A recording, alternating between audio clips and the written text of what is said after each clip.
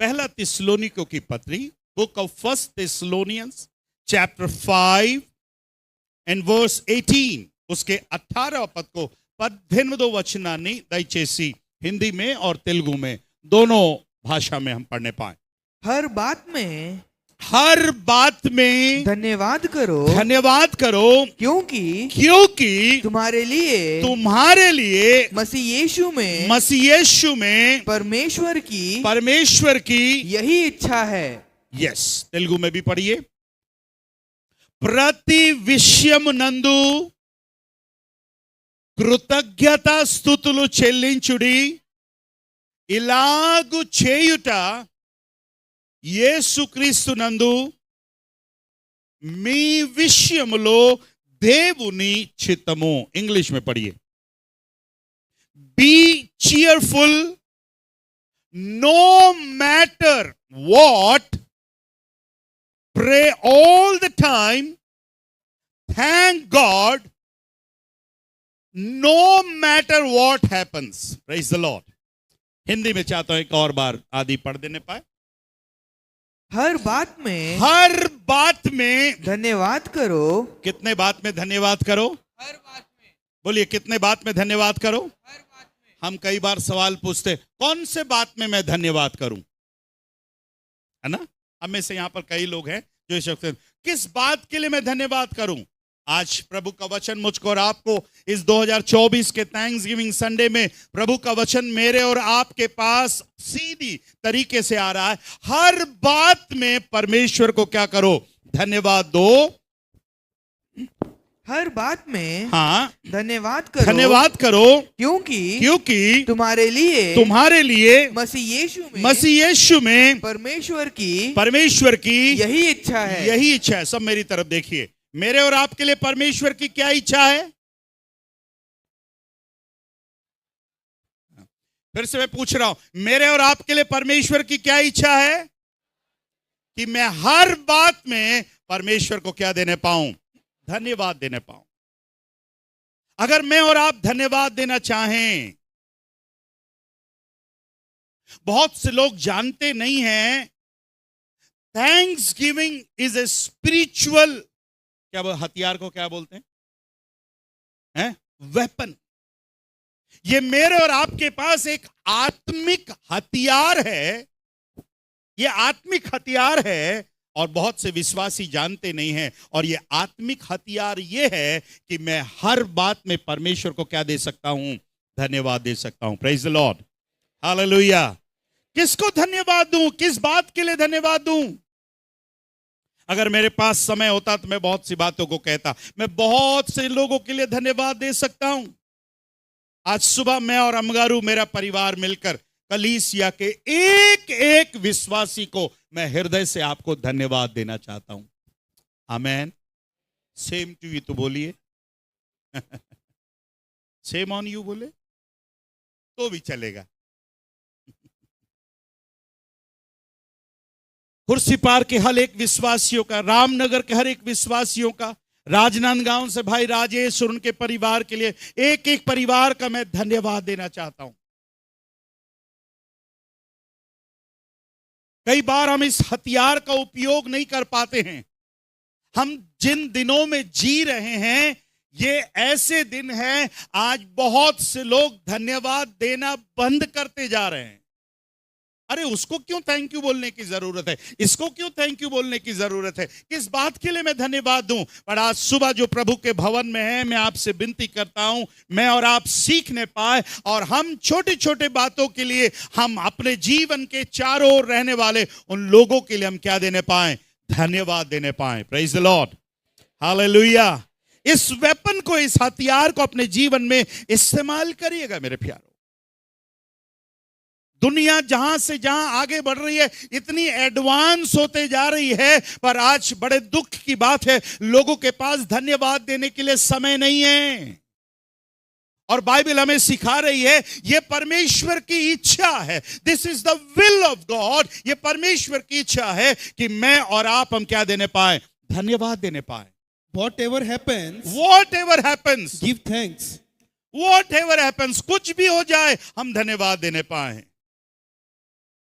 आज सुबह मैं उठा और मैंने अम्मगारू को थैंक यू बोला, अम्मगारू को मैंने धन्यवाद बोला। थोड़ी देर के बाद उन्होंने भी मुझे थैंक यू बोला। आप में से कितने पतियों ने अपनी पत्नी को आज थैंक यू बोला? या मैं कितने पतियों ने आज अपनी पत्नी को धन्यवाद दिया? डॉक्टर साहब आपने सुषमा को थैंक यू बोला? नहीं। ब्रदर राजू आपने बोला सुभाषनी को? मरियन्ना ब्रदर आपने बोला? हाँ। पैट तेली ब्रदर आपने बोला? नहीं बोला। देखा कितनी पत्नियों ने अपने पति को थैंक यू बोला?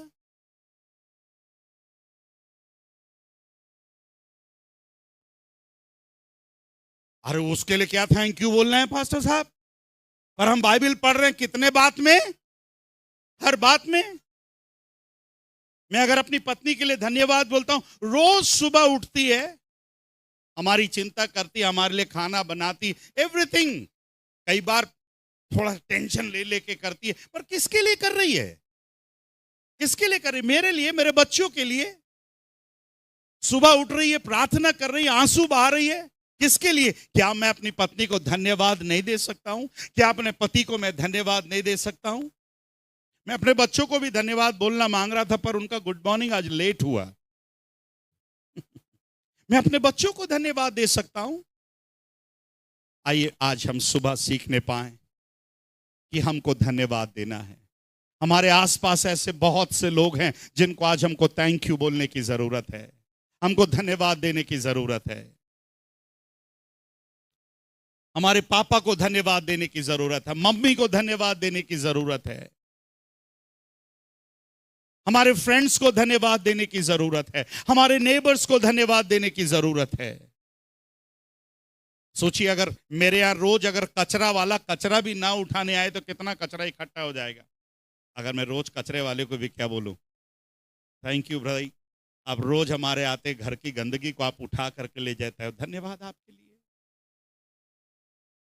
मैंने कई बार कहा हमारा जीवन यदि हम धन्यवाद से भरने पाए, चर्च मेरी बात ध्यान से सुनिएगा, इस्राएलियों ने इतने अद्भुत कार्यों को देखा, इतने आश्चर्य कर्मों को देखा, बट वो धन्यवादी नहीं थे, और धन्यवादी नहीं होने के कारण लिखा है वो जंगल में ही क्या हो गए, नाश हो गए। अरण्यंलो वाल नशिंचिपोयर एक कृतज्ञता लेने वारू, थैंकफुल नहीं थे, धन्यवादी नहीं थे, इसलिए वो जंगल में ढेर हो गए।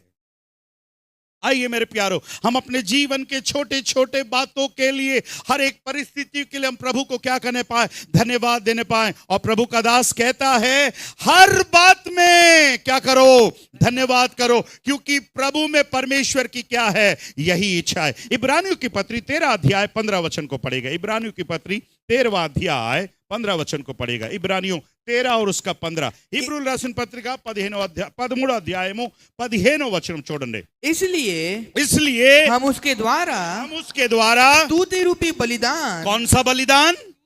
बोलिए कौन सा बलिदान?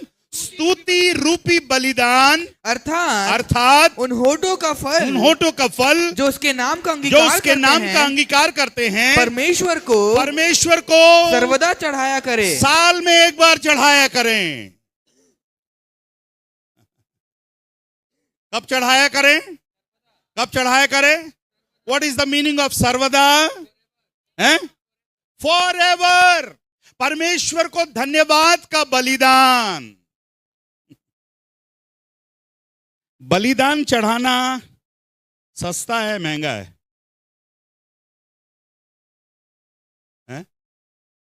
बलिदान महंगा है कि सस्ता होता है? बलिदान महंगा होता है।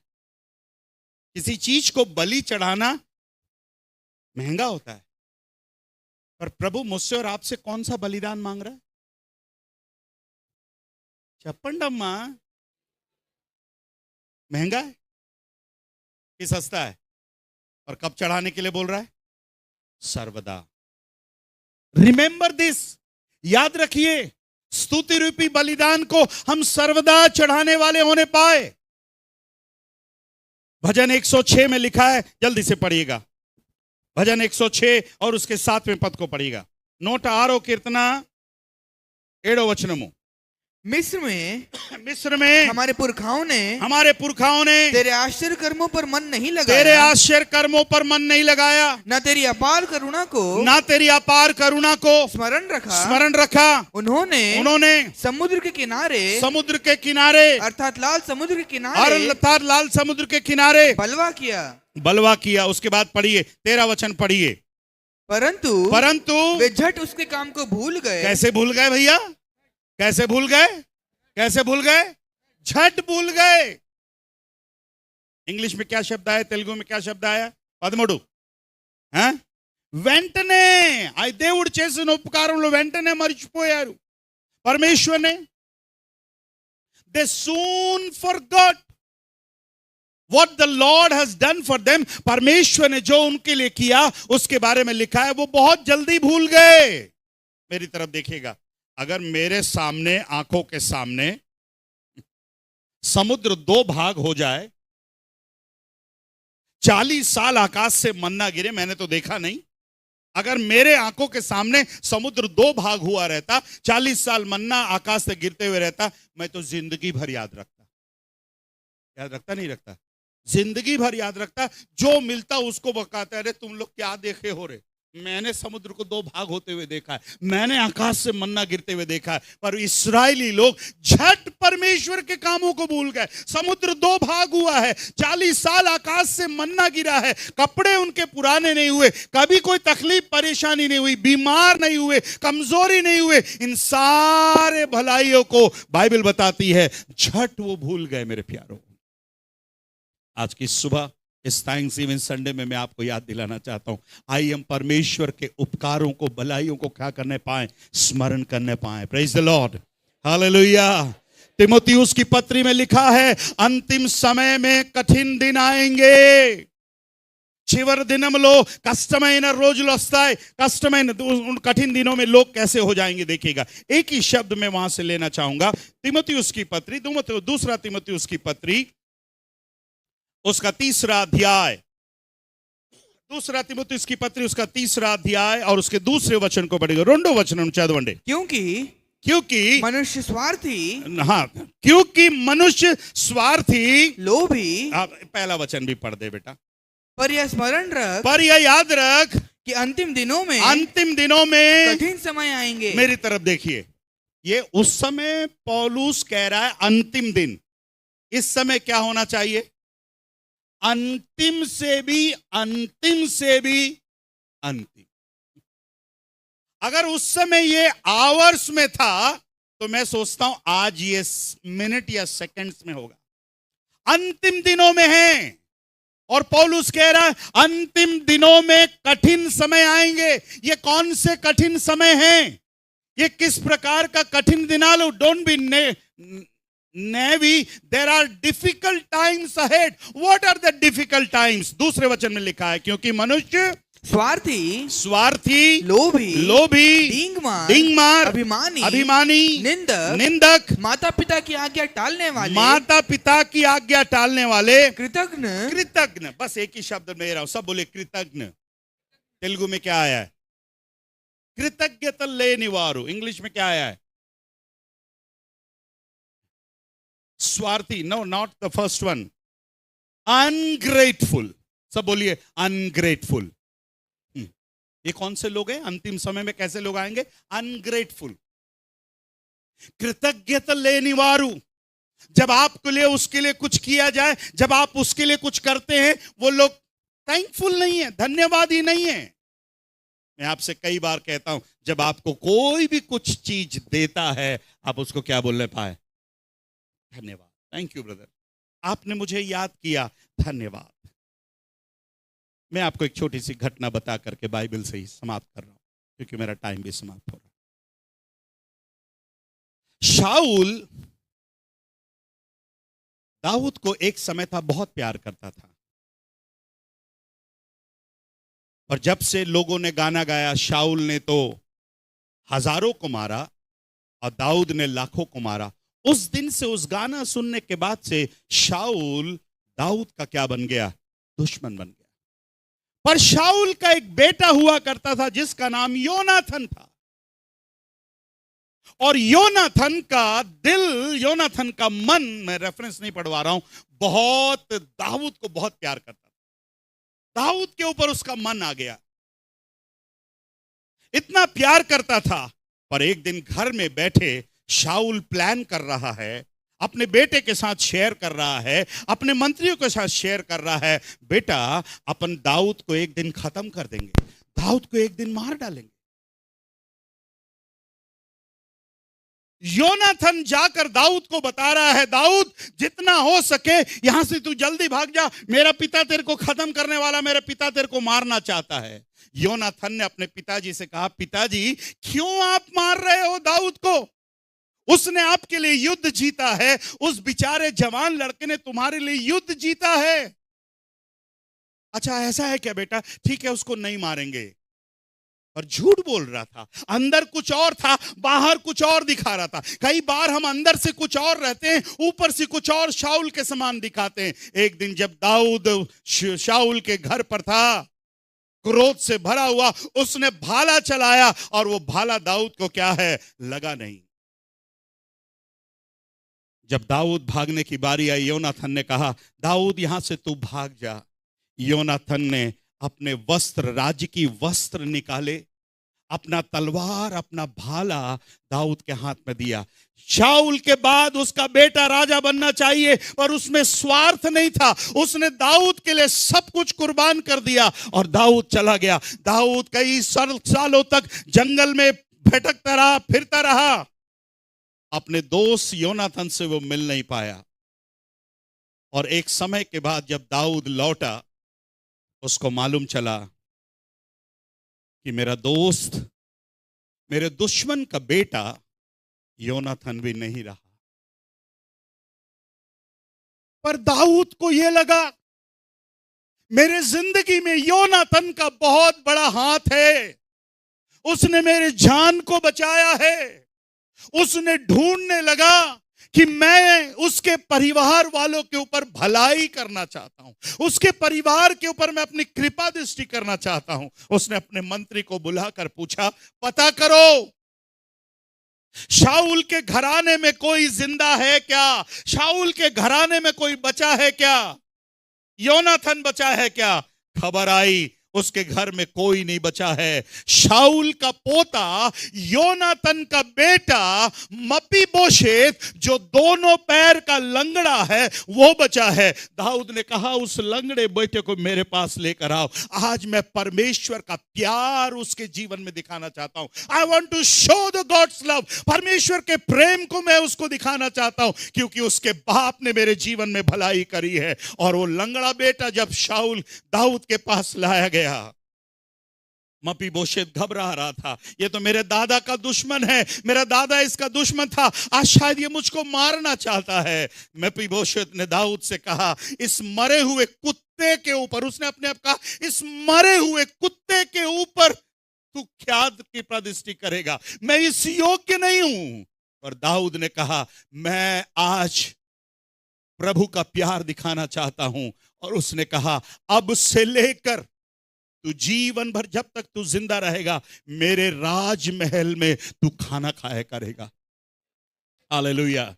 चर्च में आज आपसे कहना चाहता हूं, जो भलाई और उपकार योनाथन ने थोड़े समय के लिए किया था, दाऊद उसको भूला नहीं, दाऊद उसको याद करके रहा। दाऊद को मालूम है शाऊल नहीं है, योनाथन नहीं है, पर उसके घर में एक लंगड़ा बच्चा है जो उसकी धाई मां लेकर भाग रही थी, इसलिए लंगड़ा हो गया। आज उस लंगड़े के बच्चे के ऊपर दाऊद ने अपनी कृपा दृष्टि रखी। मेरे प्यारे, हालेलुया।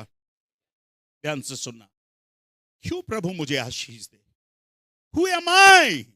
मैं कौन हूं?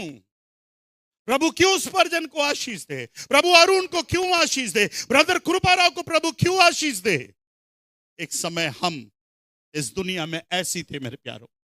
Just think about yourself. अपने आप को सोच करके देखिए, आज इस चर्च में कुर्सी में बैठने से पहले, इस दरी में बैठने से पहले हम किस हालात में थे। आज जो दया और करुणा दाऊद ने मपीबोशेत के ऊपर करी, मैं आपसे कहना चाहता हूं, हम सब एक समय मपीबोशेत के समान थे, लोदबार में पड़े हुए थे। कोई पूछने वाला नहीं था हमें, कोई जानने वाला नहीं था, पर आज ये प्रभु का अनुग्रह है, प्रभु की दया है कि आज हम उसके भवन में हैं मेरे प्यारों। Hallelujah, hallelujah. गीत का लिखने वाला कहता है, मुझ पर हुई है दया, बोलिए ना, बेकार ना जाने दूं। आज जितने कुर्सी पे और नीचे बैठे, मैं आपसे कहना चाहता हूं, आपके ऊपर दया हुई है। जब मपीबोशेत उस डाइनिंग टेबल पर बैठता होगा, उस राजमहल को देखता होगा, उसका दिल धन्यवाद से भरता होगा। मेरी औकात क्या है? मेरी औकात क्या है? उसने भूला नहीं, दाऊद ने भूला नहीं। इसलिए दाऊद आज कई भजनों में कहता है, मैं हर समय यहोवा को धन्य कहा करूंगा। Hallelujah, hallelujah. चर्च, आज सुबह मैं आपसे कहना चाहता हूं, अगर किसी ने भी आपके जीवन में, आपके पापा मम्मी के लिए अगर कोई भलाई, किसी ने आपके लिए उपकार किया है, आप जब प्रभु ने आपको आशीष दी है, भूलना नहीं, भूलना नहीं। कितने लोग समझ रहे हैं? भूलना नहीं। मेरी प्रार्थना है इस थैंक्स गिविंग डे के दिन हम हर बात के लिए प्रभु को क्या देने पाए, धन्यवाद दें। कई बार शैतान हमारे मन में डाल देता है, क्यों थैंक यू बोल रहा है, क्यों धन्यवाद दे रहा है। और आज हम कहने पाए, प्रभु मैं कौन हूं प्रभु जी। हम पापों में, इफिसियों की पत्री में पौलुस कहता है, हम पापों में, अपराधों में पड़े हुए थे, पापों में, अपराधों में पड़े हुए थे। प्रभु ने हमें वहां से लेकर आया। Praise the Lord, hallelujah.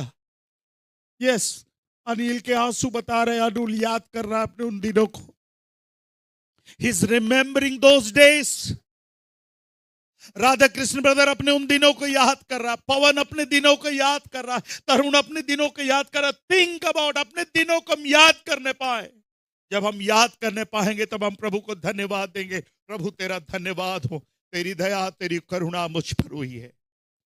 आइए अपनी आंखों को बंद करने पाए। क्यों ना दोनों पवित्र हाथों को उठाकर